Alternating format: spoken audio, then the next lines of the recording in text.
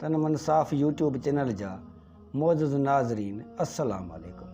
जीअं त रजब जो बाबरकत महीनो समूरो महीनो सरापा रहमत आहे। पहिरीं तारीख़ खां वठी करे महीने जे आख़िर ताईं इन महीने में अल्लाह तबारक व तआला जल शानो जे तरफ़ां रहमतुनि नेमतुनि ऐं बरकतुनि जो ख़ूब नज़ूल थींदो आहे। लेकिन इन महीने में हिकिड़ी राति तमामु वॾी फ़ज़ीलत वारी राति आहे ऐं उहा राति आहे 27 रजब जी राति।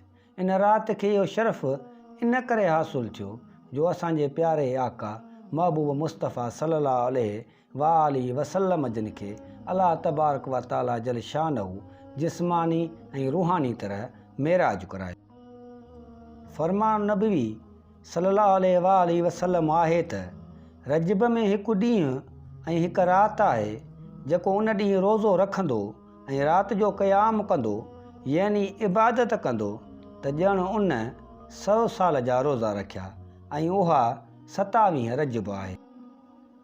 हिकु ॿियो फ़रमान नबवी सल्लल्लाहु अलैहि वसल्लम आहे त जेको रजब जे 27 तारीख़ जो रोज़ो रखंदो त अल्लाह पाक उन जे लाइ 60 महीननि जो सवाबु लिखंदो। उन करे असां सभिनी खे घुरिजे त हिन बाबरकत राति ऐं बाबरकत ॾींहं में वधि खां वधि इबादत करियूं, ॾींहं जो रोज़ो रखूं ऐं 27 रजब जे राति इबादत जो इंतज़ाम करे वधि खां वधि इबादत कयूं जीअं असां वधि में वधि नेकियूं हासिलु करे सघूं। जज़ाकल्लाह ख़ैर।